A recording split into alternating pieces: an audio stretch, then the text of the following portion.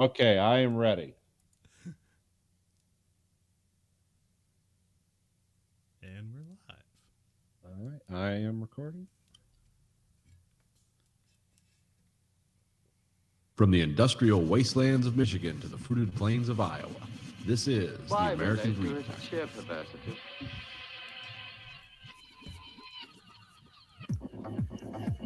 You are the dead. Remain exactly where you are.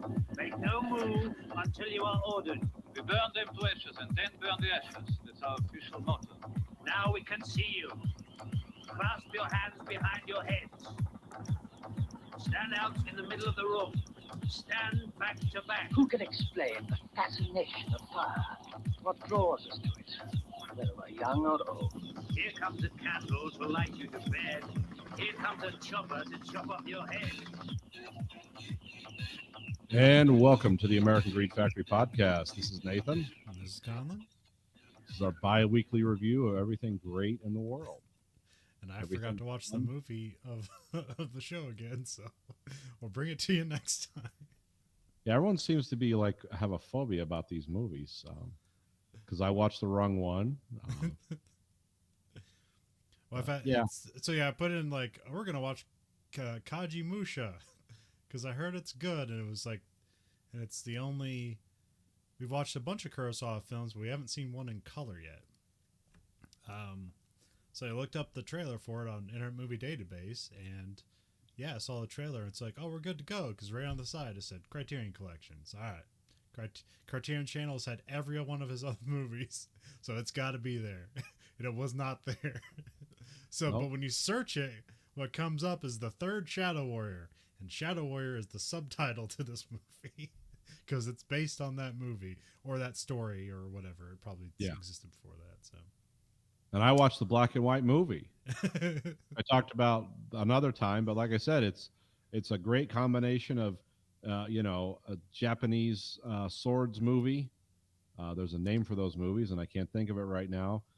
But it's also body horror set in the Edo period of Japan. So it was a good movie. It wasn't as grand as this one in terms of scale, scope, and spectacle. It also wasn't 3 hours long, but it was an I'm glad I watched it. I was like, I watched the wrong movie, or I watched the old movie, but it's still pretty cool. I like that Japanese outlook from that period. It's like it's very happy times. Happy times. So I'll have to set a reminder to actually watch the movie next time. And we'll watch the I'll probably just watch the movie after we finish the show. I mean, it's 3 hours, so set your clock. It's. I got and then the time. we can watch the director's cut of Ron, which is like 5 hours. So Oh, Jesus. I don't think you can get that in America. I think you can only get the standard edition, but I've heard there is like an extended version of Ron. This movie, well, we'll talk about this movie when you watch it. But yeah, I guess there was like an hour of footage cut from this movie because Kurosawa was the unofficial editor of this also. So, but yeah, we'll catch up. I know everyone's been waiting on tenterhooks, but we'll get it. It'll happen. I don't know if you had anything to start the show with. I know I just jumped in with that. So. No, I mean, let's see what's going on in the world. Nothing good. It's just bleak and weird and strange. Trying to think of how world events affect me locally. There's still like just random layoffs at the plant, which I'm not a part of. I'm still going into work all the time, so that's good. It's the hottest day of the year so far is 83 degrees here at one time. Now it's 60, so it's a lot better. But, and it'll be 29 Wednesday night. So yeah, it's still wacky weather time for the Midwest, for all our Midwest fans. I mean, it's always wacky weather time for the Midwest. So. Yeah, it's never been normal. Yeah, tornadoes aren't normal. Yeah, I don't really get you have them in Michigan, but they're rare. Yeah. They usually storm through like at the Ohio border. Sometimes you get them here, but yeah, they're rare. I mean, in Florida we'll get tornadoes, but they're actually there's a base we went to in Georgia to help because they got hit by a tornado. Yeah. the weirdest thing, because it was like a, because it was was it a Marine base? Yeah, it must have been a Marine base, and they basically like 6 echelon maintenance. Like they can basically like take something from the ground up and make a new vehicle. Oh yeah. Because the Amtraks are exclusive to the Marine Corps, and those things haven't been built since the 50s. So they just keep fixing them up, and they're the only thing like it. So I like those classic cars in Cuba. yeah. Keep rebuilding them. Yeah. Mostly lead at this point. We built a gasket out of aluminum. Oh yeah, yeah. That's interesting. Did laser cut it or die cut it? We used a CNC mill, a giant Okay. CNC mill. Which I think the CNC mill is why I get confused when they say like electric cars don't use oil. Mm-hmm. And they'd be like, dummies, like electric cars don't use oil. And I always get confused by that because like a CNC mill, it's electrically powered, but it uses oil. Yeah. But I'm guessing that's for accuracy. So I'm guessing like these electric vehicles, like they don't need oil to lubricate things. It's fine. The tolerances are fine. Because I'm trying to think of like what in a car actually uses the oil, because it's basically using just motor oil to lubricate things, right? There's motor oil to lubricate things. There's transmission oil, which is just a high detergent motor oil that has to have a lot of thermal dissipation. Both kinds of oil do. Just the transmission fluid doesn't have a variable viscosity. There's usually oil in the rear differential or grease. Sometimes it's both, but usually it's packed grease. There's oil in the shafts. The bearings are all packed in oil, or the wheels are, or grease, I mean, where the wheels are. So grease and oil, it's like, yeah, it's just petroleum in a different state.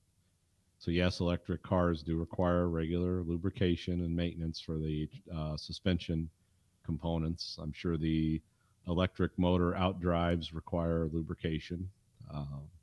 I don't know that for sure, but if you want anything to last for car service over hundreds of thousands of miles, it better have some lubrication in between two metal surfaces rotating within each other. The only way around that is to positively and negatively charge bearing surfaces so they repel from each other naturally, but that doesn't exist outside of the world of science fiction yet. So those are called frictionless bearings. I forget that. I think they're like opened up the hood to a Tesla, and somebody's like, "Where's the oil?" And like, there wasn't one, or there must be someone. It's just somewhere weird on the car or something. Well, I mean, I don't know what kind of transmissions electric cars use. Are they using like a gear system that's just run by? See, because the reason you have a lubricate or transmission fluid is because you're using hydraulic pressure.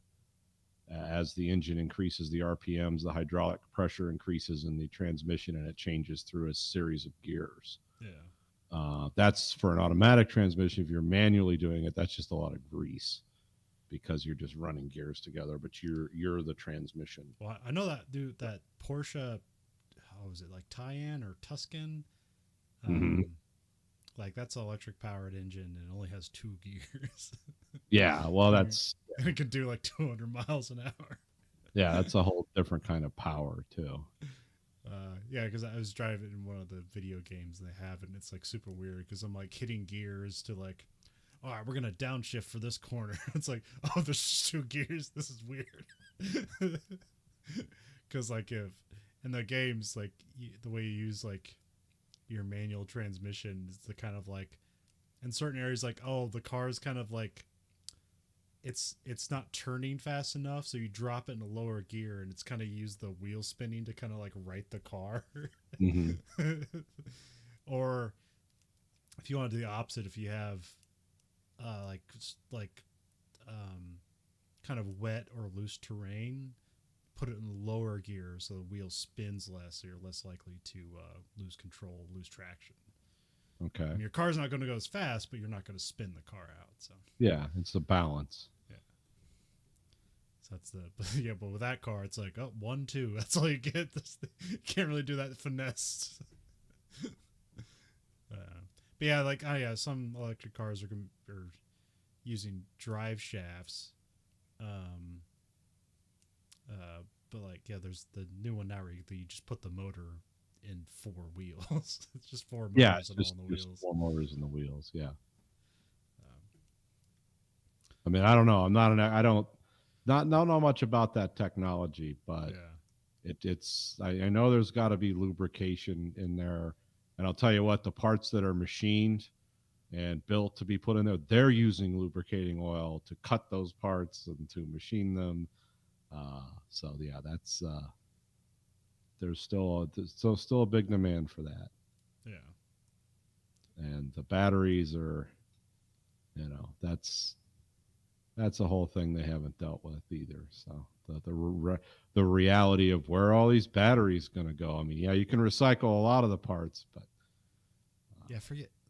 There was I saw some story. Well, I probably just read the headline, but it was about some weird new battery that will be like more efficient and cheaper, and it's just like made with salt water or something like that. yeah, you can do that. Saltwater paper, yeah. Well, speaking of cars, we saw the Australian Grand Prix, 2 weeks ago. Yeah. Which they made changes to the track so it'd be kind of faster. Mm-hmm. And because normally the thing about like they're talking about like how Australia really isn't a great track because it was something like for the past 10 years there's only been 30 overtakes in total in all the races. Yeah. And then this race had 30 overtakes in just one race, so it's like, okay, they improved it a bit. But really the fun thing about Australia is since it's usually the first race of the year, there's a lot of attrition. So there's a lot of cars just like conking out, and so that's where the excitement comes from, not necessarily from like great racing and passing. But yeah, it's literally built in a park. That was the Albert Park circuit. Yeah. And so yeah, they'll bring it down and it'll just be a park again. But they did repave the surface for like the first time in like I don't know, like 15 years or something. Yeah. I mean, they've had it there since 1953, but it was closed for a while. And then we haven't been there for the past 2 years because of COVID. So Yeah, the Australian government had a real good program around that. So yeah, it wasn't a lot of fun, but this time it was back. Yeah, so it wasn't like necessarily the greatest race, but there's some cool stuff in there. We had the Aston Martins had like a horrible weekend. Yeah, it was rough. Sebastian Vettel coming back from COVID finally got to like actually compete in a race. Yeah. But then like his free practice 1, his engine blew out, so he didn't get that. Although it was a funny thing is like he it was towards the end of the practice, and then one of the marshals like took him back to like a station, and then like he took the marshal's like moped and just like went out on the track and was like waving to the fans. Oh God. I mean, nobody was on the track at the time because the session was just over, but then you could see all the Australian supercars were starting to come out. So they gave him like a $5,000 fine for that. for going on the track with a moped without permission. Yeah, I knew there'd be some kind of sanction. Yeah, and some of the people got to actually race it. Some of the F1 drivers were racing some of the Australian supercars. I don't know if you know what those are. No. It's kind of like it's actually more NASCAR than NASCAR. Oh, okay. Because basically they take a stock car and they use its chassis and then just rip everything out and put cool stuff in. Yeah. So it's like a Thunderbird chassis with like a 800 horsepower engine. Yeah. But it's not like a NASCAR. It's like the the chassis built up custom, and then just like everything put on top to make it look vaguely like the car it's supposed to be. Right. Um, What happened to Verstappen? Did the engine blow up? no, he had another fuel problem. Fuel problem. Okay. So I remember saying like in the first race, Occam's razor would say like maybe they underfueled the car and that's why they conked out at nearly the same time. Right. So, and then Christian Horner was blaming the fuel pump, which that would be convenient if it was the fuel pump, because the fuel pump's like an FIA part that they contract another company to build for all the teams. So all the teams are using the same fuel pump, so they can't do that fun Ferrari cheating. Okay. So if they could blame that part, then they could probably do something, like it would be the FIA's fault. But apparently it was like they mounted it in a way that when the car was low on fuel, it created like a vacuum in the fuel line. Oh, okay. Because some people are also speculating, because the E10 fuel also, like, it makes the engine hotter.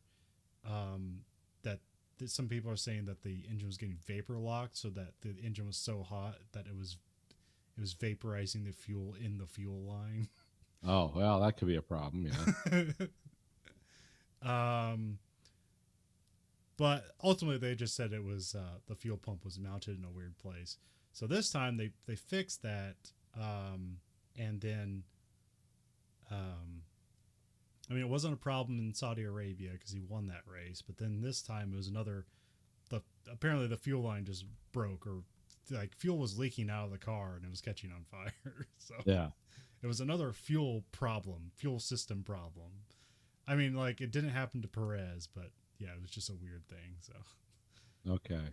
but yeah. Verstappen's pretty much already like, well, my defense of my title is already over, because like Charles Leclerc is already like 60 points ahead of him. Yeah. I figured, yeah, I thought like this guy's got to come back, and then it's like, oh, he didn't even get to finish. Yeah. And then there's also the weird thing where it's like, technically I think Perez has more points than Verstappen at this moment. So it's like, at one point, do you have to like prioritize Perez for the season? Yeah. I mean, they're not going to, but No. he's like done quite well this season. I mean, he's like had a lot of bad luck, but like, it's like if he can out qualify Verstappen at all, like that's good for a Verstappen teammate. Yeah.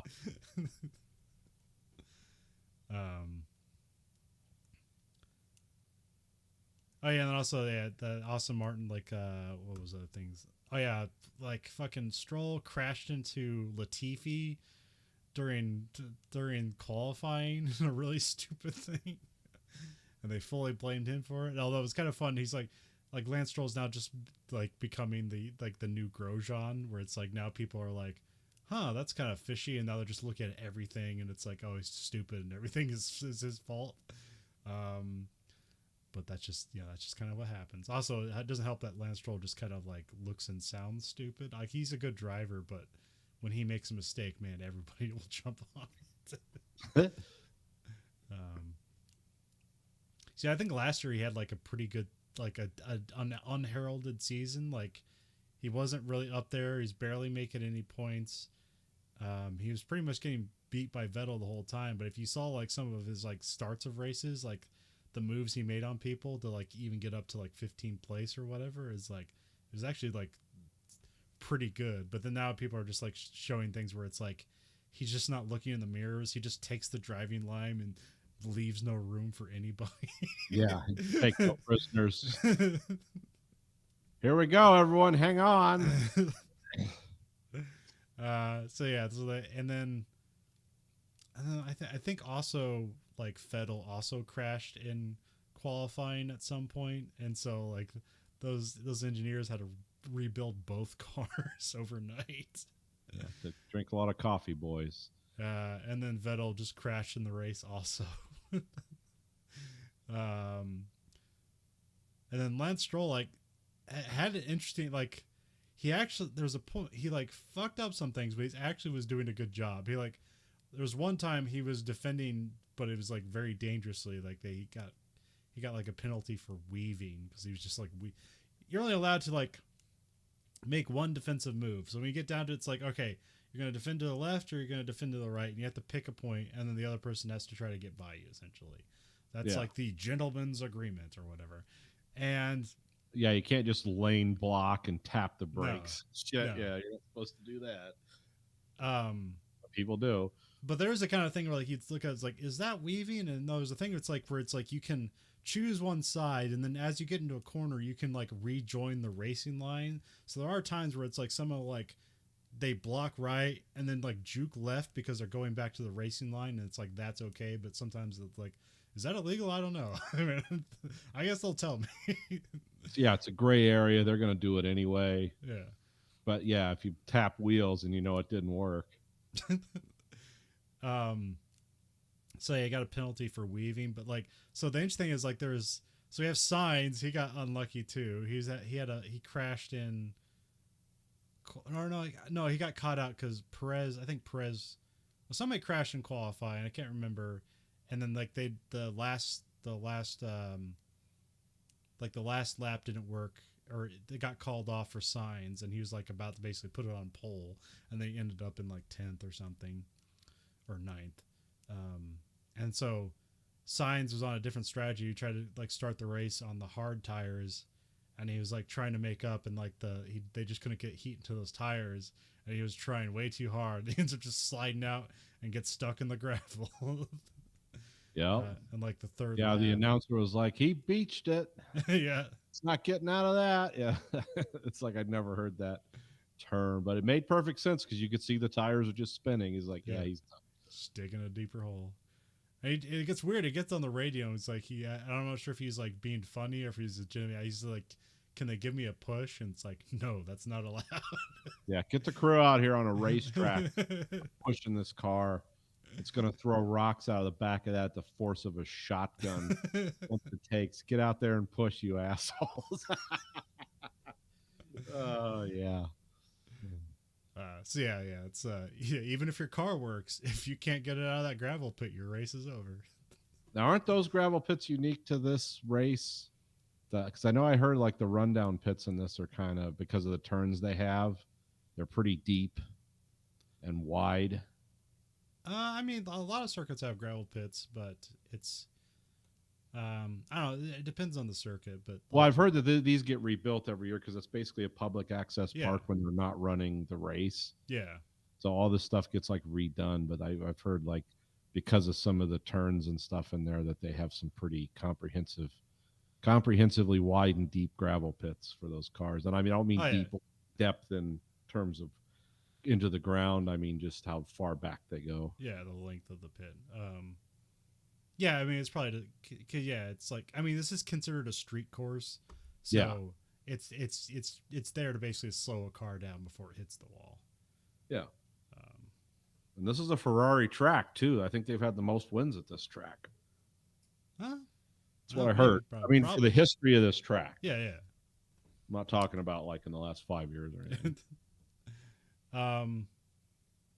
But so that brings out the safety car, and so because Stroll is already starting at the back anyways. Well, actually, technically, he started 19th because Albon got disqualified from qualification or from qualifying because he didn't have enough fuel in his car to give a sample. Okay. Actually, something I weirdly learned. Like, I thought the fuel in F1 would be mandated by the FIA. Like, it'd be like everybody's using the same fuel. Like, no, everybody has their own fuel supplier. It just has to meet a standard, so that's why it gets tested. But yeah, they have different. So like, Petronas does like 3 teams, and obviously like they sponsor Mercedes, so that's where they get their fuel from. But like Ferrari, they get fuel from Shell, and then like McLaren gets theirs from Gulf. Huh. But yeah, I didn't know that. I didn't know that either. I thought it'd be standardized. Yeah, but no, that seems like one of the things they would standardize. Like, yeah. But it is standardized. You just have to hope your manufacturer is up to spec. Yeah. And so yeah, there's some weird tolerances where you can put all kinds of weird like additives to the fuel just as long as it meets certain like guidelines. It's like, yeah, it's cool. In the so I 80s, you could run paint thinner.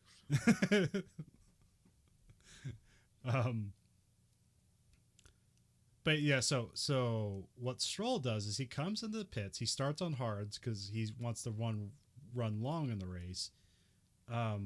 So he comes in the pits. He puts on medium tires. The safety car's still out. He comes back around. He pulls into the pits again. He puts back on hard tires. So now he's met the guidelines too of running different compounds. So now he's going to go the rest of the race just on this one set of tires. That's what he's trying to do. And like he was in the points for a bit, but it seemed like the tires fell off the cliff for him, and he was like had to defend too much. But what that did work for was Albon, who basically spent the whole fucking race on one set of tires. And fought his way to what he finished. He finished in 10th. Okay. Yeah. So he got 1 point. From where? From last place. Last, right? Yeah. He was disqualified. Yeah, okay. That's actually good, like just solid work in there. Yeah, and like the crazy thing is he did his fastest lap like with 4 laps to go in the race. Although, like, I don't know, that's the thing with these cars is like you hear stuff like that, the tires going, but like once they get low on fuel, like these cars just turn into magic celestial beings of racing. Yeah. So even if you have sucky tires, it's like the car just comes to life regardless. Yeah, he stayed out their whole time, and like he like was in like I think like 7th place, and he pitted on the last lap. They threw on soft tires. They actually kind of messed up the pit stop. They fumbled it. And he gets out there. He's like alongside Joe, and he gets past him. And then like it's the last lap, and he has soft tires, and they're new. But he has enough like heat in him or enough grip in him that he can get by Zhao. And then he got to the finish line with what, and it was like just, got the 1 point. So yeah, that was Albon's heroic triumph. Yeah, and like Williams, they do not look good this year, so that made that team very happy. It's like, Oh yeah.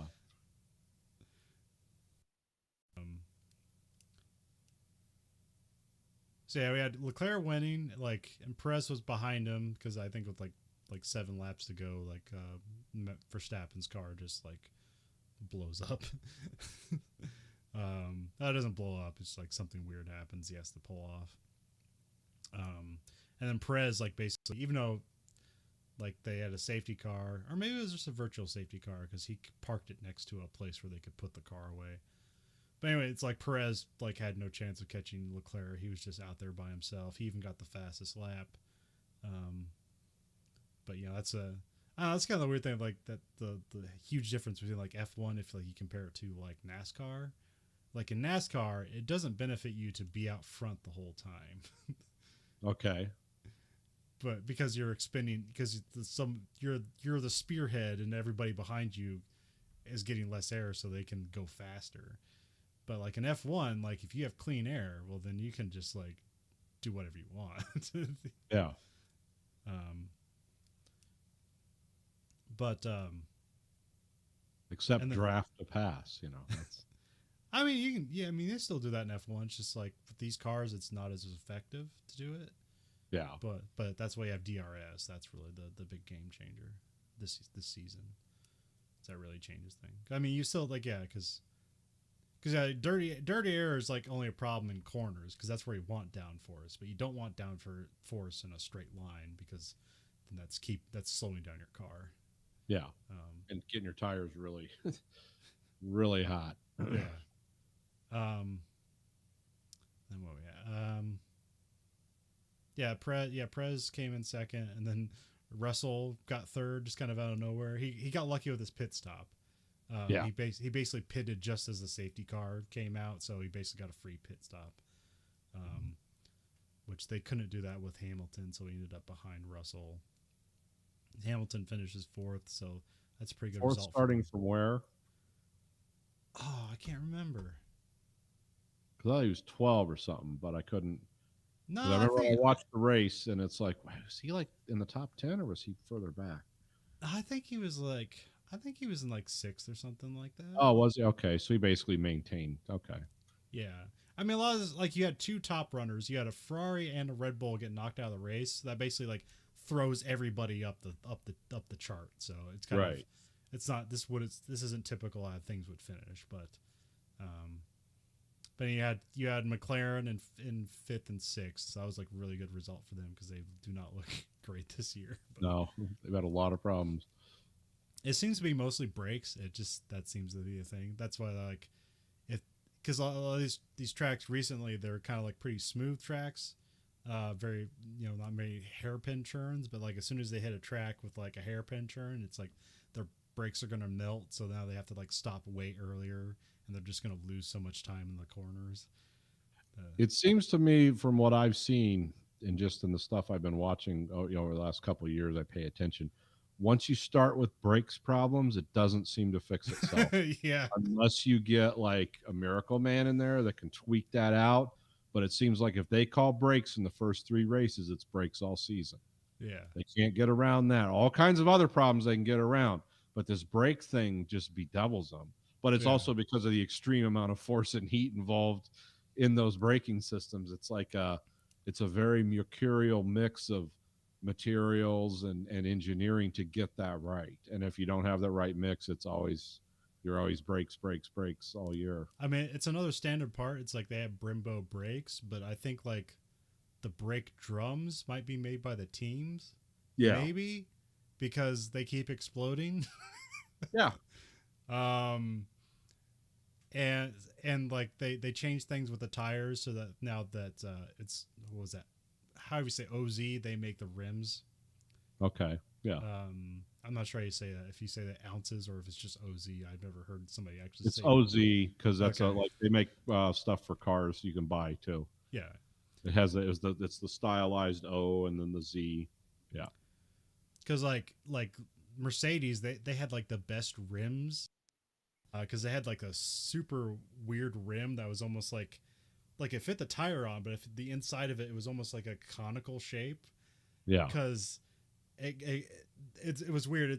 They were able to get heat into the tires faster because of how they designed the rim of the tire.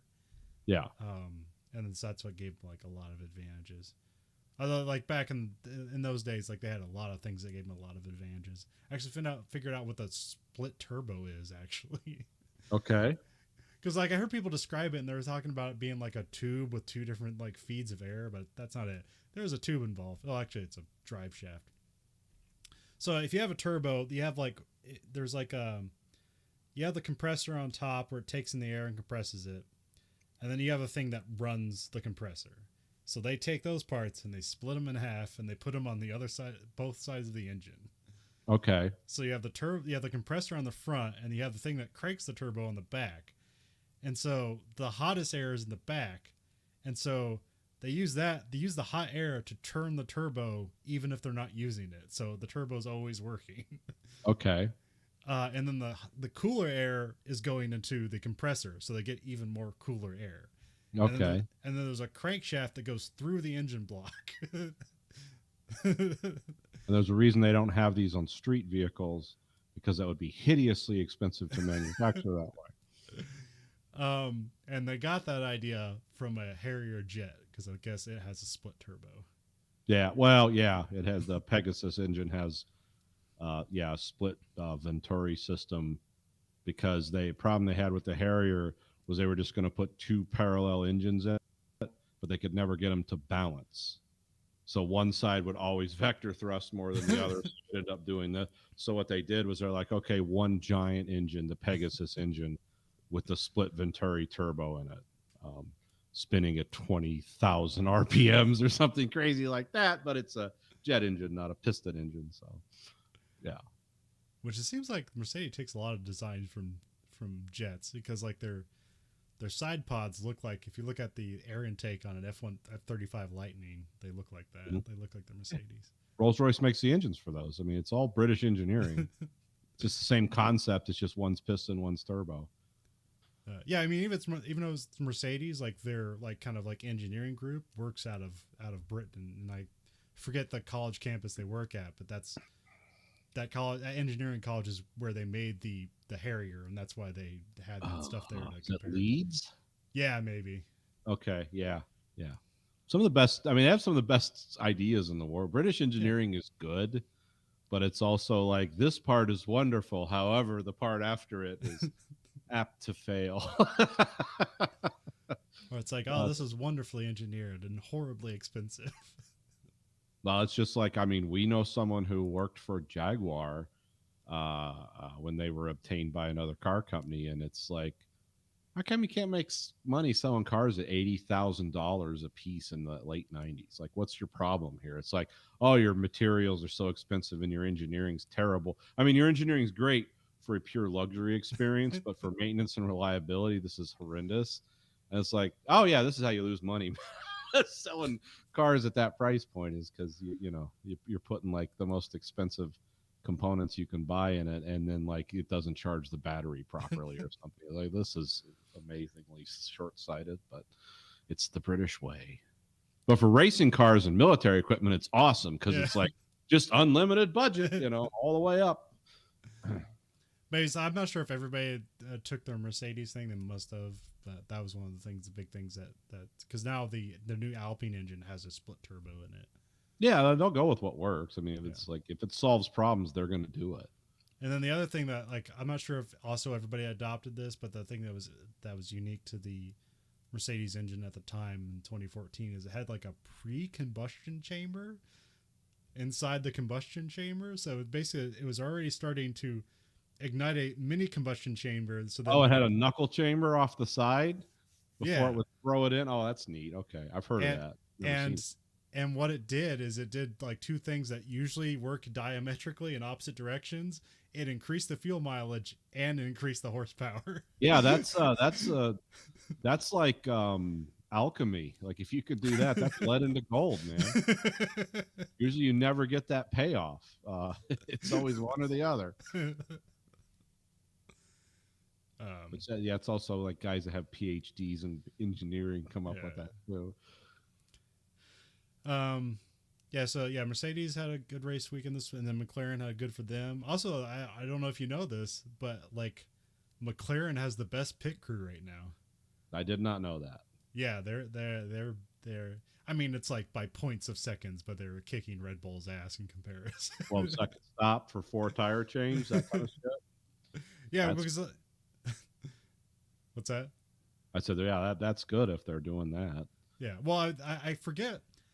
One guy I was going to talk about, but they have a new system with their pit stop, and I'm not sure if it's just like a video review system, but they have like cameras like all over the place, and I'm not sure if it helps them when they're doing it or if it just helps them review their own like body mechanics and like they can like change things and make themselves better on review, or if it's something they do live. With F1, it wouldn't surprise me if they're like, yeah, you're taking an extra step here, stop it, and it's because they love to get into that real like, oh yeah, next level engineering. But also they're just using a mono nut to put those tires on, which that saves them. Because isn't you said isn't NASCAR going to a mono nut? Yeah, they switched to it. It's there right now. They got their new cars out, which is fun. Like, they're actually doing road courses now in NASCAR, and those cars are way better at it, but they're still a bit squirrely. But yeah. Like in 2021, NASCAR raced at Circuit of the Americas, and that's the Texas track they run in F1. And oh man, it was a hilarious shit show with those NASCAR. They were just flying off every corner. It's like, oh yeah, these cars need bank churns to work. Yeah. It was hilarious, but like they were a lot better this year. And they had a crazy finish to this race this year at the Circuit of the Americas, where like guys were just like bumping each other around like the last 3 corners, and one guy just knocked another guy off the track and went for the win, and they're like, yeah, that's cool. He won. We're gonna give it to him. Yeah. Hey, for 20 years, they're the best formation drivers in racing. It's everyone up on a wall. You ever seen the guys walk up those, like physically? Yeah. How tall those banks are at the Uh-huh. Talladega and stuff. It's like, holy shit, those are up there. Yep, like I said, they're best formation drivers in racing. These guys that just get together on the wall. Those are also very crude compared to like Formula One or even IndyCar. Yeah. Like they're very you can do a lot more with those. Yeah. Like Well, your like, brake well- shift combinations are a lot more important. You can oversteer them. I mean, they're actually set up that way. It's kind of fascinating. Oh yeah, they had the mud race again this year. That was cool. Yeah, those are fun. Although it's not a purpose-built mud track, they just dump a mud track on top They just of it. water it down. Yeah. So like it kind of defeats the purpose, but it is cool seeing like NASCAR cars drifting around corners as they're going 100 miles an hour. But then there's kind of a track evolution because there is like they wear away the track just so like towards the end of the race there's just a track there. It's a different race by the time you get in the last 20 laps. It's like, oh, this is a racetrack with dirt on it. And they have But like it's all dry. and they have very special air intake on the car because like last year when they did it, the cars were destroying themselves because the front would be caked with mud and the air intake was blocked and they just blamed the blow. Yeah. Yep. But yeah, it was a fine race. You had some different, a different finishing combination, so that's always nice. Yeah, I mean, it's good to see like not just one or two teams dominate, because they change the rules all the time. Haas was weirdly nowhere this race, but nobody said this, nobody alluded to this, so maybe I'm just giving too much credit to Haas. But it seemed one guy was saying that like they were of all the Ferrari powered teams, they were the slowest in the what do you call them? The speed traps. Yeah. So they have basically have a radar gun for like where the cars would be the fastest, and they're like, oh, Haas was the slowest of the Ferrari cars, and like significantly so.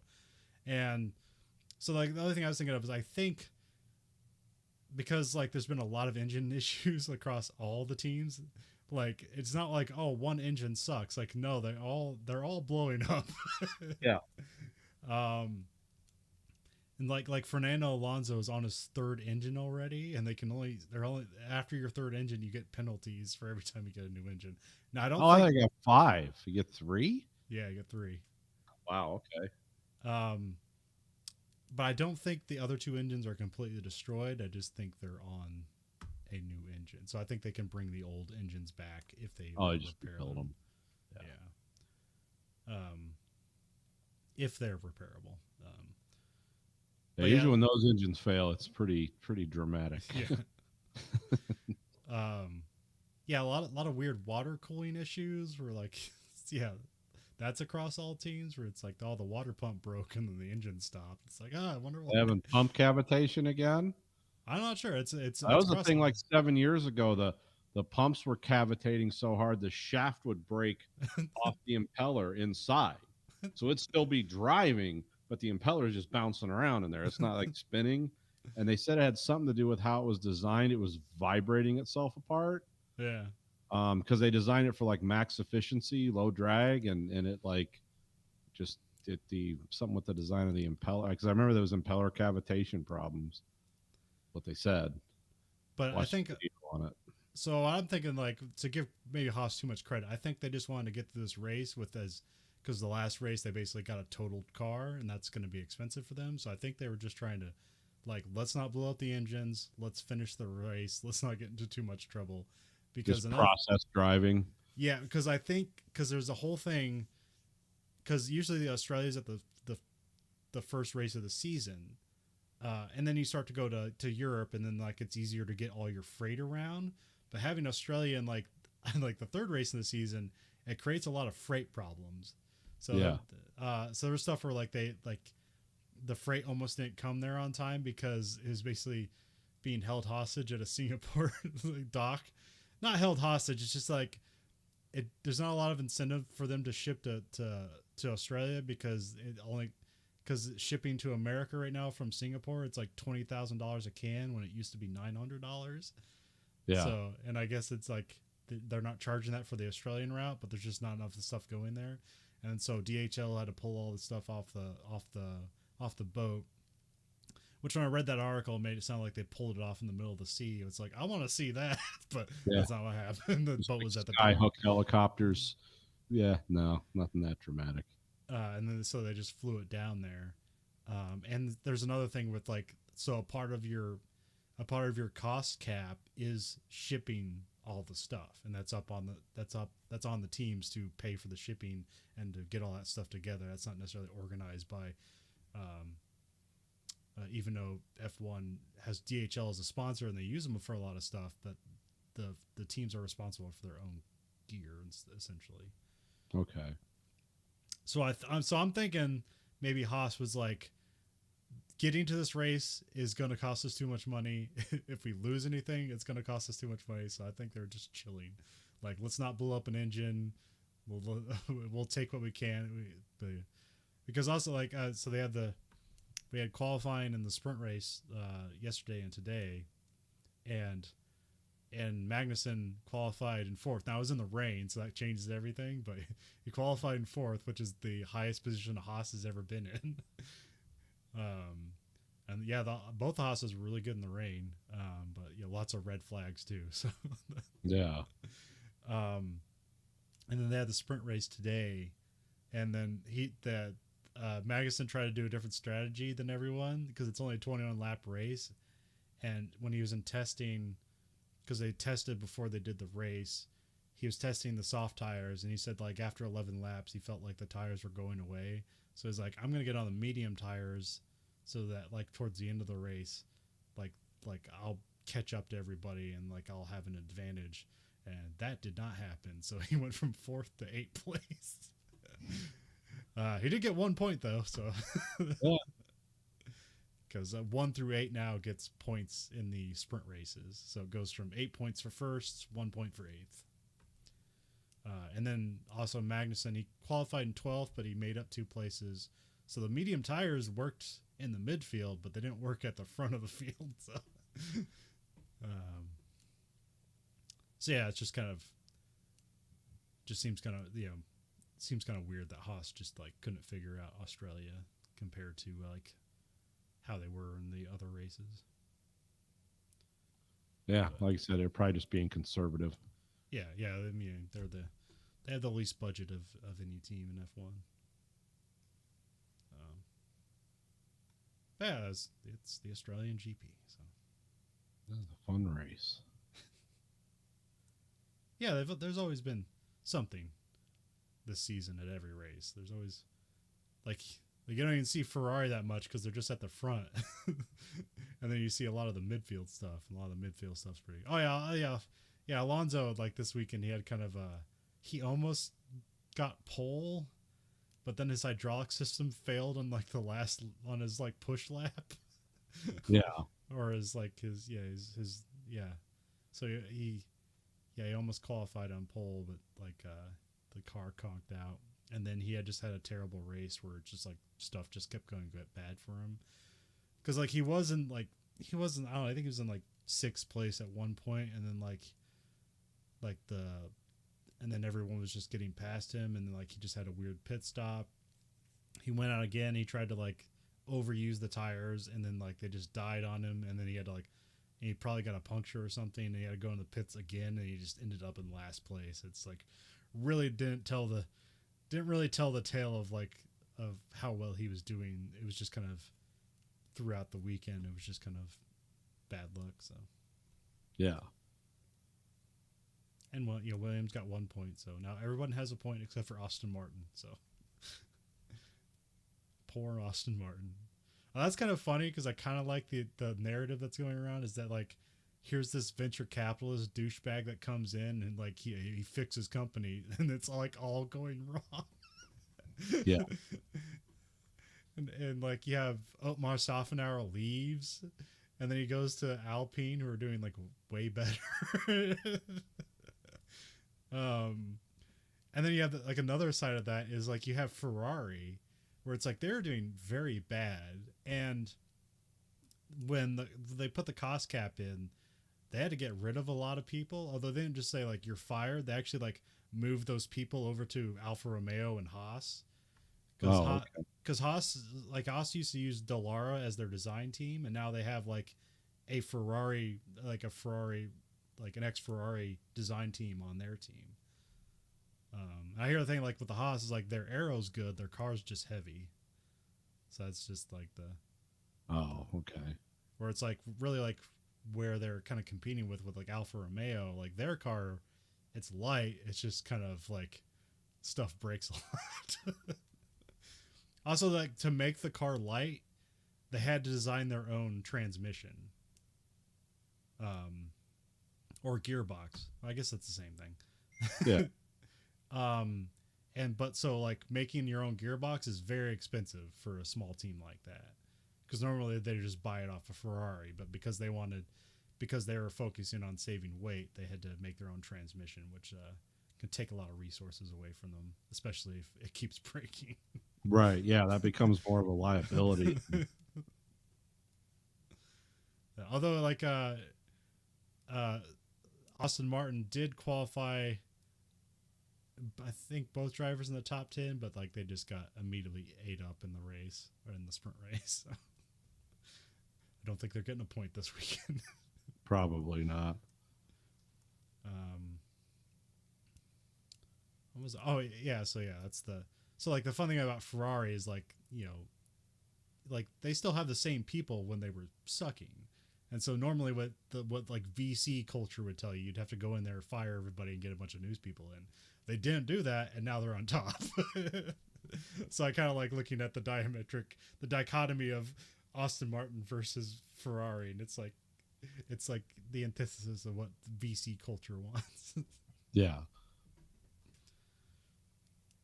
Which you can also kind of do that with Williams as well. They got bought by a venture capitalist company, and they're not doing great. But also, it's like Williams wasn't doing great the years previous. So Yeah, I was gonna say it's not like there's a strong legacy there to like, oh, it's been ruined. well, not currently. I mean, they used to be a super competitive team, but they haven't been competitive since 2014. Yeah.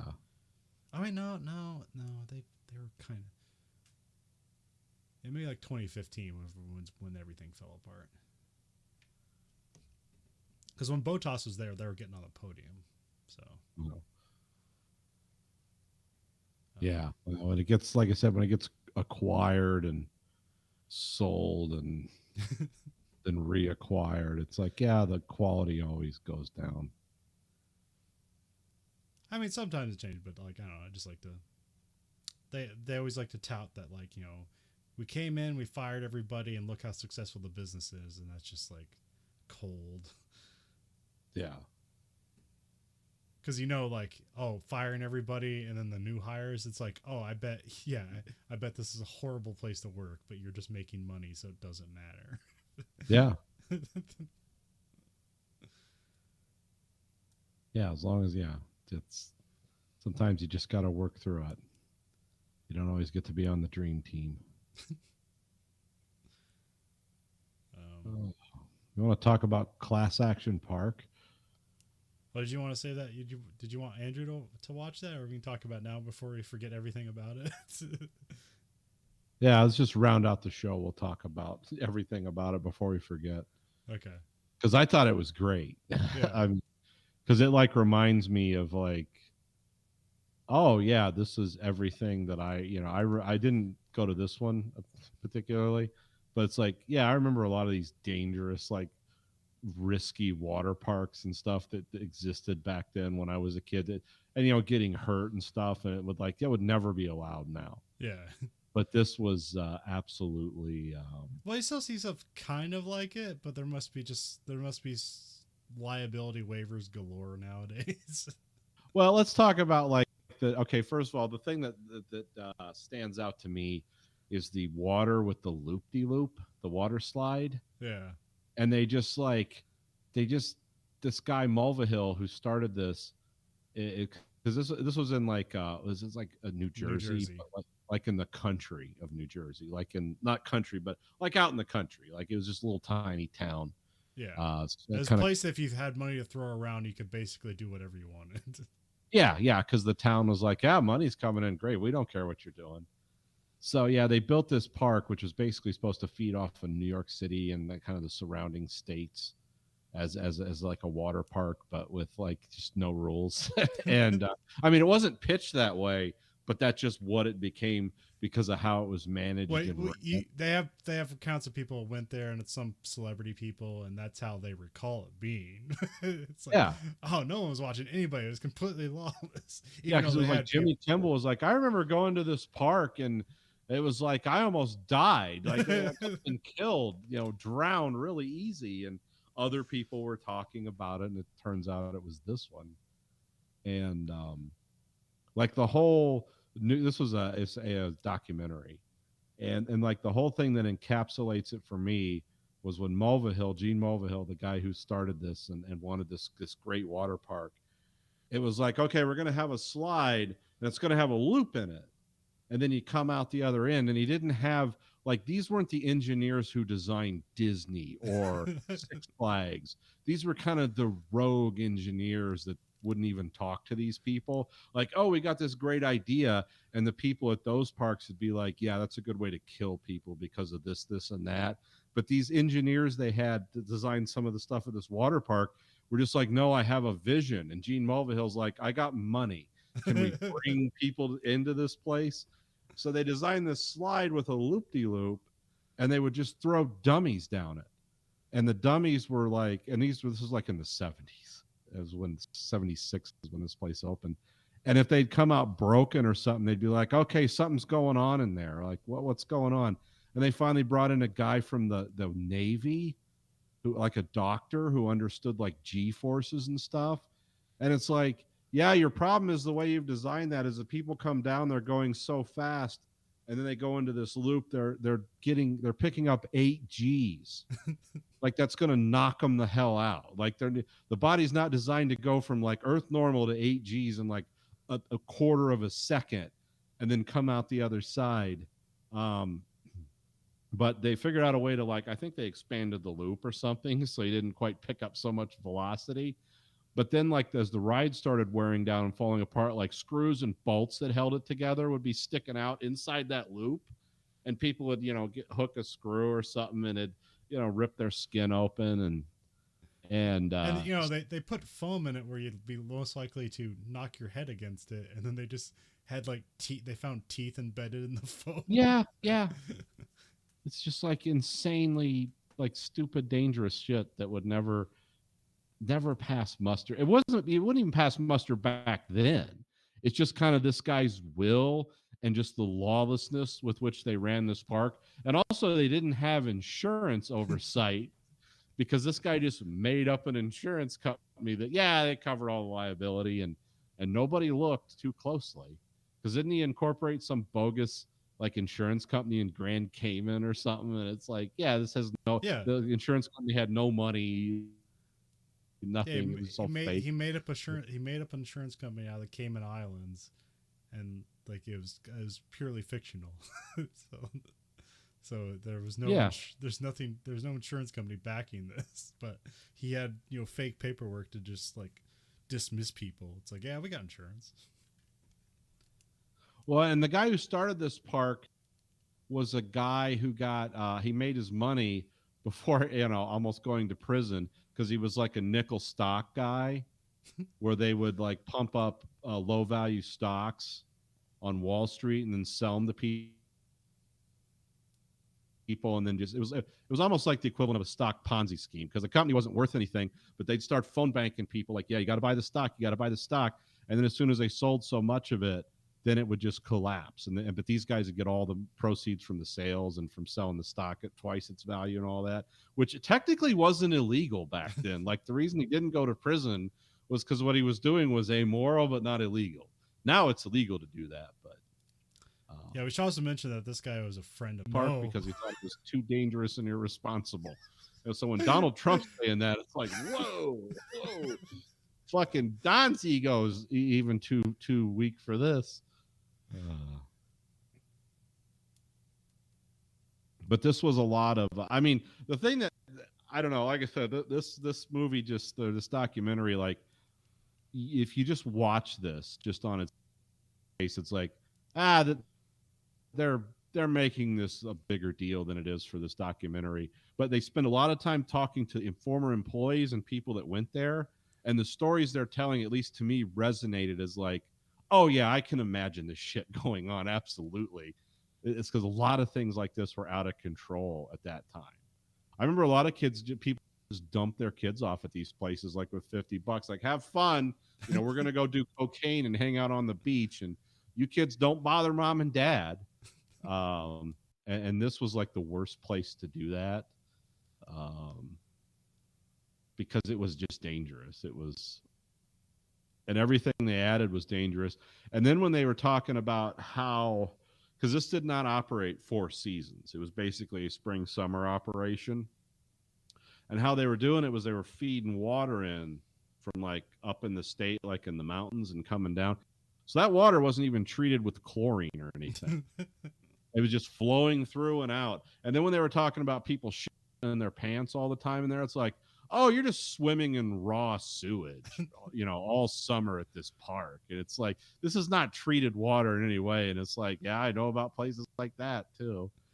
Well, I think there was one area where like it was some diving area, and that water was treated, but it was treated so harshly. It was like jumping into a chemical bath. Yeah, that was, because then the thing that killed the first guy was what they called the Alpine sleds. Remember those, the Alpine slides? Yeah. Because those were just like carts that flew down these tracks that were made out of asbestos and fiberglass, and you could go really fast on them. And the thing was, is you were supposed to pull brakes up on these things as you got into corners or whatever. Well, the brakes were worn off of them because they wear down over time. And of course, the park wasn't maintaining them. So people would go flying off these things, and the one guy flew off this and broke his neck hitting rocks. Yeah. Which that was like when they interviewed that guy's family and stuff, it's like, oh, these people are just completely miserable and angry, and they have every right to be, because their kid essentially died because of these people's complete negligence and indifference. The indifference to human suffering. Because remember when the people would get the rug burns and stuff, and it's like, you got to stand in this circle because we're going to spray you down with this chemical, which was essentially iodine and alcohol, like mixed together, which would make the wounds scab up instantly. But it also had be about as much fun as pouring acid onto your skin, like it. And then those are the people getting friction burns on the Alpine ride. Well, because I think the only like 6 or 7 people died here, but it's like we're talking about thousands of injuries. Oh yeah, because the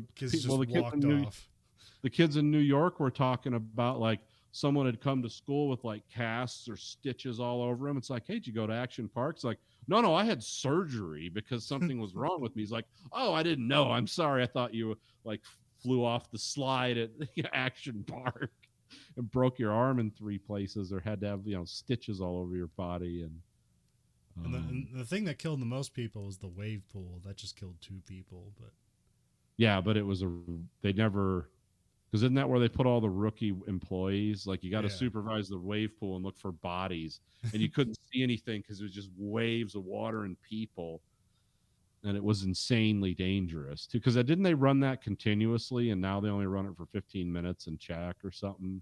Yeah, something like that. Because I know it's like they were running it constantly.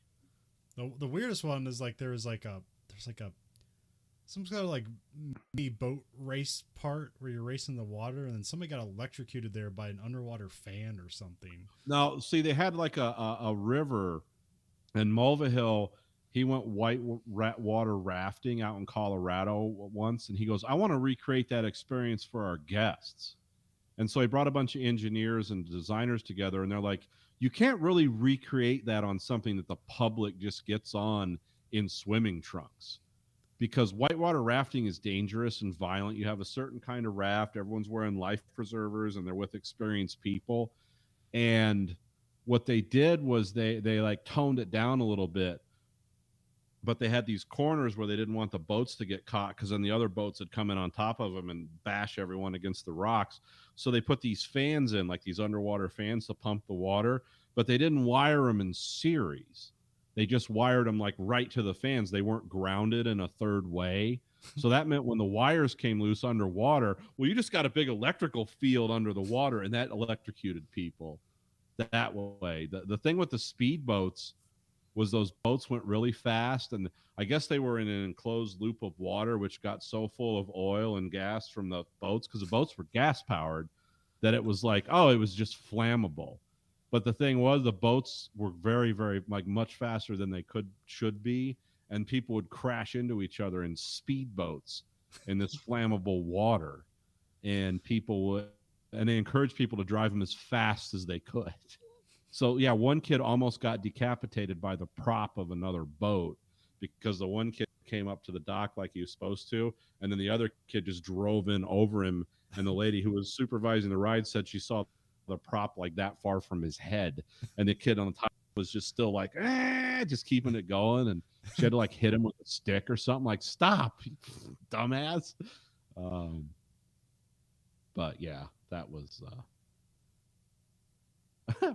yeah, that and then Mulvihill supposedly, like, if anyone questioned him, like, he would always make this joke, like, I got a Mac 10 in my desk, and and $100,000 in a suitcase, and I can just leave tomorrow. So, there's no rules here. Don't question me at all.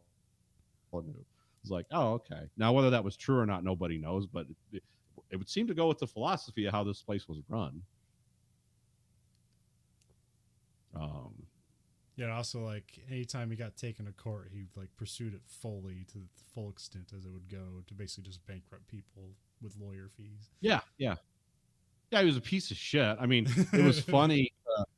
Like, the people remembered him as a fun guy, and he's like, maybe he was, unless your kid died at his park horribly, then not so fun. But it's like he seemed to be like a guy who was a con artist, but also really wanted people to have this experience that you couldn't have anywhere else. Yeah. Anywhere this was like the Road Warrior Mad Max universe of parks. It's like, yeah, there's not really any rules here.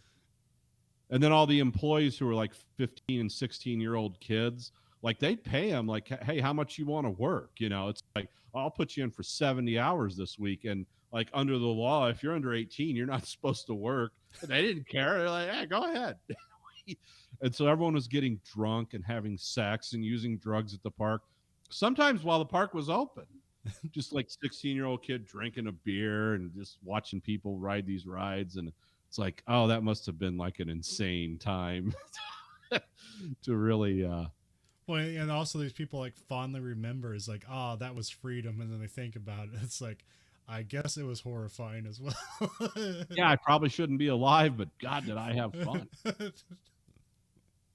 And again, like I said, what made this a good documentary to me is, like, I absolutely know this is all true. Like, I don't question that they're ginning this up to sell the story. It's like, I didn't experience this, because did we live there then? I don't know. But mom and dad would probably not go along with something like where other kids are coming back with their arms in casts. But there was a lot of stuff that went on at that time, especially in the 80s and early 90s, where it was like, yeah, just as long as you don't die, have fun.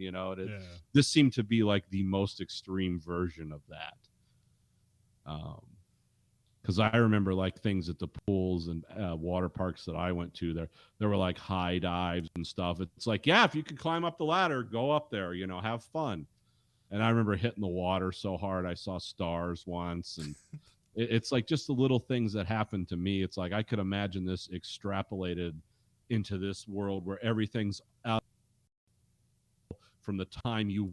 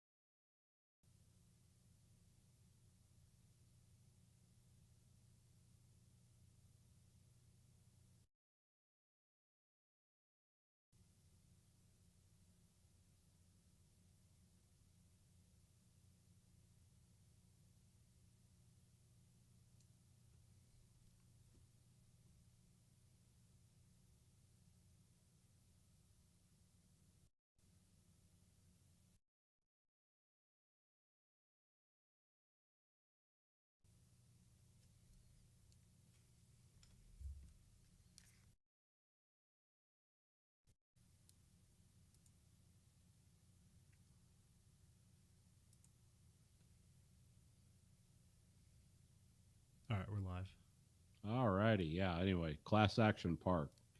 Like I said, it reminds me of so many potential realities and alternate universes that at one time existed.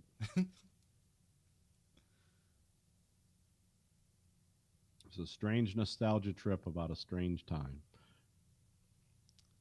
Freedom for children to injure themselves and have fun. Yeah. Yeah, because like like those power boats, those just like you're saying, gas engine power boats that went really fast. I mean, they're small, but they still go really fast, and like they're just handing them to children. Here you go. It's like give a kid a car. They also had a mini like racetrack too, and Rocket Wars, fireworks. Well, that went on into my 20s. Let's see what else did. Yeah, just like tying ropes to bicycles, like jousting with bicycles or hitting each other with like metal or wooden poles. Just all kinds of stupid shit. Walnut wars, when the walnuts would fall off the trees in the fall, and these things were like not as big as baseballs, but not as small as golf balls. They were like intermediate, and you could really like get a good grip on them and throw them. Yeah, as a kid, we used to like in the house in Indiana. They had the wicker couch had this really long cushion on it, and you just ride that down the stairs like it was toboggan in snow. Yeah. Oh yeah. And like this is like a Victorian built house, so it has like the banister is like this extra like ornate banister that if you caught anything on it would just like tear you up. Yeah, it was just like a bunch of square carved wooden blocks with like faces in them and stuff. It's like, here we go. Yeah. I used to bomb down hills and like a borrowed skateboard that like if you hit a rock you just fly right the fuck off of it. And I'm right into traffic. and I'm sure kids still do this stuff nowadays, but Yeah. and I was by far like not the most daring person. I was more dare. I wouldn't individually do stunts because I was just kind of fat and unwieldy, even as a teenager, or as even younger than that. But like organized things, like like Walnut Wars or BB gun wars or bottle rocket wars, or just like let's light something on fire wars. It's like, oh, I was always first in line for that. Or let's play around in creeks and, hey, what's this electrical cable? Can we, climb that in some way? It's always just like crazy stuff. And then people like had BMX bikes, and it's like, let's jump off of that, and we'd watch them. I'd watch the BMX bike stuff. Play baseball in the backyard, almost like break out a window. Yeah. What was the big thing that got the cops called? Oh, flaming paper airplanes. Just light them on fire and throw them, and they'd go loops throughout the air and land on someone's roof. And yeah, they love that. Oh, we had a neighbor who I'm like almost assured he was a gambling addict, because me and my friends, when we were like not even teenagers, would make bets with him and play basketball, and we got a lot of money off of him. Yeah. just for the thrill of betting with a bunch of young guys. You can't hit this 3 from my yard. Okay. Hit the 3. Here's $20. Yeah. Where are you kids getting all this money? Are you selling drugs? No, we're taking advantage of the neighbor's sickness. Yeah. There's a degenerate, with more money than sense. And I think I paid him back by I figured out how to because this was novel in the day, get your printer to print your home address on an envelope. Oh yeah, because that was a nightmare back in the day to do that. Because you had to put it in a certain way, and and you had to create a bunch of tabs in a Word document, because there probably was a way to do it, but not at that time. There wasn't an easy way to do it. Yeah. Now you just select a mode. Here you go. Yeah, mine has a slot on it. It shows a picture of an envelope, and it's you put it in face down where the opening part faces you, because when it sucks it through, it'll. Yeah. And I think that guy ended up getting a better job, just because not just because of that, but he looked more professional because he had printed envelopes rather than handwritten envelopes. Yeah. Well, see, it all works out. Yeah, but yeah, that's out of control days of my youth. I kind of got out of the stunt weirdness stuff when I started driving cars, though, because I knew people that really got hurt doing crazy stuff in cars, and I was like, yeah, I'm not doing that. I would watch them do it, but people that would take like S10 pickup trucks from the 80s and like, we can make this go over 100 miles an hour and hit this train track or whatever. It's like, well, you can do that and I'll watch. And, yeah, it's just stuff like that. I kind of got out of that. The dangerous living wasn't as fun. And then came drinking and you guys didn't even have like TikTok or YouTube to like show off to everybody. You just no, it was just stories you told. Yeah. And the stories got bigger and bigger and more improbable as time went on. And pretty soon someone would try to one up that story. It's like, I can go faster. It's like, well, you know, actually the car was going about 80, but now someone's going to try it at over 100 and then they're going to die. And at school, it's like, yeah, it's shitty that he died like that. Yeah, I can't believe it. It's crazy. Can't believe he did that. But really it was like the power of myth that led him to that. Because we were just like, no, there's no record of it, so you could say anything you wanted to. I did know a guy that was like into parachute. Like, I want to make my own parachutes and jump on off shit. And I was like, well, good luck, man. You're on your own. I'm not going to prison because of this shit, you know, or juvenile detention at that time. It's like, yeah, I don't know if his parachute shit ever worked out. I just kind of left it at that. Like, good luck. Got to draw a line somewhere.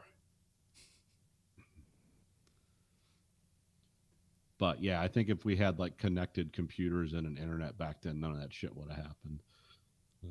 I don't know, that stuff still happens now, but now it's weirdly like, it's generated for entertainment, Yeah. though. Like, it's not just for the thrill of doing it. It's like, hey, you film this. And see, I mean, you get some great videos out of it, but half that stuff I see, it's like, oh yeah, I know what's going to happen. Yep. There it goes. It's like, I've seen something like that before. well, some of the stuff it's like it's planned and it's like it's all ruse, but it looks real. And then some of it's like, oh, it's just totally real and completely irresponsible. Yeah. It's just, this Last is time why I remember, people had broke every bone in his body. Cause last time I remember like, something like that is some guy threw a video on TikTok where they rented a Tesla and like jumped it off like a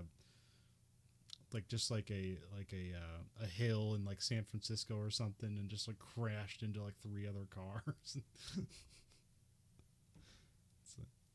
Well, at least we got rental insurance. Yep.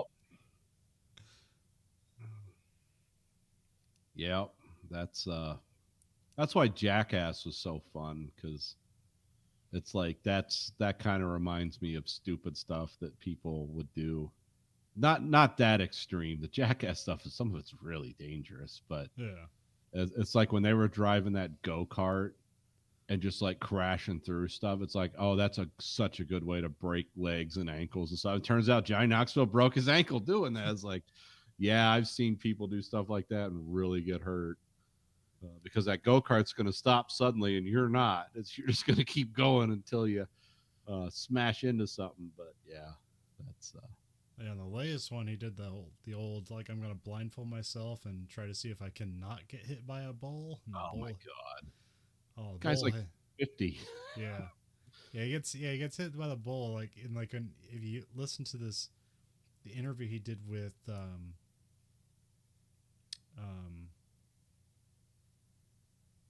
what's the guy? Private Parts. Oh, yeah, Stern. Yeah. What's his first name? Howard Stern. He's on Howard Stern. It was like horrific where he said that he had to recover from that, where he had to like go in and get like basically they had to rebuild his brain with magnets. Jesus. And he says like he's just like lost like so much like motor functions and stuff and memory stuff just from that one incident. Yeah. See, like, yeah, it's I don't. It's funny to watch, but it's really dangerous. But that was also like, I'm pretty sure that's the last movie they're gonna do. So yeah, these guys are older than me, and they're doing this crap. well, Which is kind of funny because like the end of the third one, they had like this fake ending where it's like them as old people dying doing the stunts, and now they're just those old people. Trying to think of what my favorite Jackass the one I remember the most was the Sting Ball grenade, where they had like the Claymore mine of rubber bullets, and they were on like an enclosed like firing range. And the people are like, all right, you signed the waivers. We can do this, but this is going to suck worse than anything you've ever done. And like they were holding phone books in front of their genitals. And it's like just watching. And those guys, they were shaking. Like they knew how bad this, and they set it off. And of course, these guys just hit the ground screaming like those. Because those mortars or those, I'm sorry, those claymores, we have those outside of our embassies. Like that, they just set those off because it will disperse a crowd instantly because it hurts. Because a rubber, whatever that rubber compound is, it hurts. Like all the energy is transferred into your skin, but the ball is not. So that rubber ball stops, and all that, hundreds of feet per second of motion it had immediately transfers into your body, and it's like, oh, in multiple places. And because they had safety glasses on and stuff, it's like, yeah, no thanks. I have nothing to prove. They had a taser at one of our drinking parties out here in the neighborhood once. Like, who wants to try? You want to try this, Murph? Like, fuck no. Oh, do I want to run electricity through my nervous system? No, actually, I don't. I'll drink a little more. It's like, I'll never get drunk enough to get tased. But people did. And it's like just falling on the ground. It's like, that's a good way to break your back. It's just. Have you seen the new one yet? No, I want to, but I haven't seen it. I don't know where it is. It's on Peacock. Okay. Because it's a Paramount thing. It's all right. I feel like they ran out of ideas because like every other stunt is just them doing something with their genitals. Yeah, there's a lot of. But it's like, oh, I didn't know they could show that on a movie. Just full frontal. I mean, nobody's hard, so I guess it's okay. Yeah, as long as they're not like, aroused, it's fine. I'm trying to think. Jackass 1 was really I liked it when he fought Butterbean in the store. It's this like 500-pound guy that could just like punch a car into pieces, and Johnny Knoxville's boxing with him in like a retail clothing store. And of course, the 2 solid hits, and he's just completely out of it. And it's like, I don't know how they did that. Also, the last kind of like stunt they did for like probably for the movie, but I think it already came out. Johnny Knoxville had a match at WrestleMania this year. Oh, okay. As a wrestling match, it was horrible. As entertainment, it was fun. Why the guys just pick him up and just smash him around?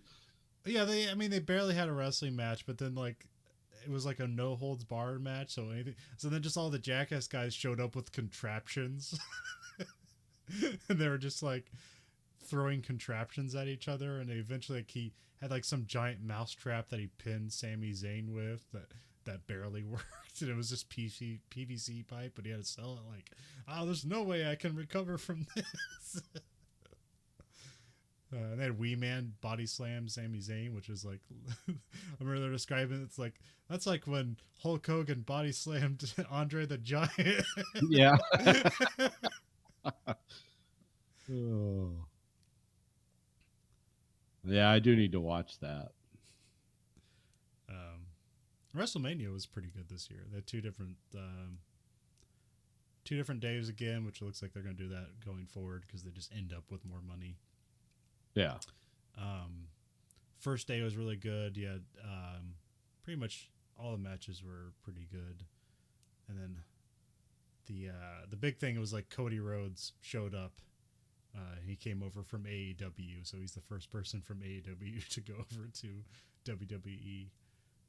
Of course, he'd already been there before, but it was a big thing, and so they hid it until right in WrestleMania where they could have him premiere, and he came out as Cody Rhodes, and he came out with his AEW music and all that. So because I don't think they owned that music because he had that on the indie scene too.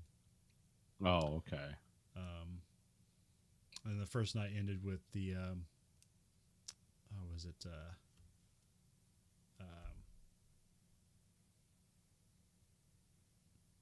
crap, I can't remember.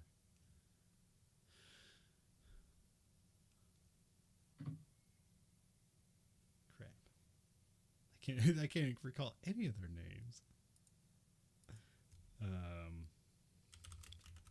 It was Becky Lynch versus Bianca Belair. Yeah, it was a really good match. Oh, okay. But then it ended with Kevin Owens versus Stone Cold Steve Austin. And it started out as like, it's like Kevin Owens was doing his talk show and he was like making fun of like Stone Cold Steve Austin. He was like invited out to his talk show. And this was in Dallas, Texas. And Steve Austin's from Texas. Although I think he lives in California now, but he's rich enough to have, residence in both places. But and so yeah, it starts out as a talk show where they're just blooding each other, and then it turns into a match.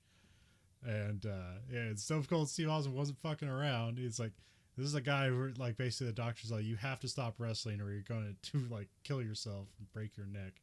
So he hasn't wrestled for like 17 years. Oh, okay. And he takes a bump on the concrete, like Kevin Owens suplexed him onto concrete. It's like, all right, they aren't fucking around. They were just like masters at it because like I think they only did like maybe like 15 moves in total, but they made everyone count. It all looked like a masterpiece, huh? Yeah. So yeah, and then Stone Cold like gave him a stunner and won for the night, and that was probably his last match. Then he came up the next night and he started, because then like Vince McMahon had like an impromptu match with Pat McAfee, who like he had a match before. I can't remember who Pat McAfee went against. Was it Austin Theory? Yeah, it might have been Austin Theory. And he had a great match for a guy who's like not a wrestler, because Pat McAfee he was a punter for the Colts, and now he just has like this whole kind of sports empire. He's also a commentator on SmackDown for WWE. Oh, okay. He does a lot of stuff, but like he came out to Seven Nation Army. That was his theme song. He came out to. Huh. And he did a really great job. And then at the end it was like he was kind of feuding with Vince McMahon, so he had kind of a match with Vince McMahon, and Vince McMahon's like 76 and he looks all of it. Like time has caught up with him. I mean, he looks like a jacked 76-year-old man who hasn't slept in 4 months. So so it's like, oh, he's got muscles, but he can't move and he doesn't know what's going on. I like what someone said about like who's the guy who shot the lady on accident on set? It's like Alec Baldwin. Oh, Alec Baldwin. Yeah, it was like, yeah, Alec Baldwin's like, I forget how old he is, but they said you got to remember, like in the 80s and 90s, he was like a beautiful man. And then he's not fat, like hugely fat, but he looks like someone who like died at sea and they found his body 4 days later. Like that's how he's changed. It's like he's just swollen in a strange way. Yeah, you look at Alec Baldwin and like Hunt for Red October. It's like, is that the same person? Yeah, but it's not like he gained 400 pounds or something. It's just he got older in a bad. Well, also a lot of drinking will slow you like that. But yeah. Yeah, and then he beat up Pat McAfee and pinned him. And then Stone Cold Steve Austin came out to give him a stunner, and it was like, and Vince McMahon couldn't sell the stunner, so it was like the worst stunner in the world. And Stone Cold was just like laughing it off. It's like, whatever. And then people are like, tradition. Vince McMahon can never sell the Stone Cold stunner correctly. But then then he just chugged a bunch of beers and Yeah. walked away here. It's the American dream. Yeah. So yeah, WrestleMania was pretty good. So Well, good. All right. Well, that's it for me this week. all right. This week for the American Greed Factory podcast, this is Nathan. This is Conlon. Goodbye, America.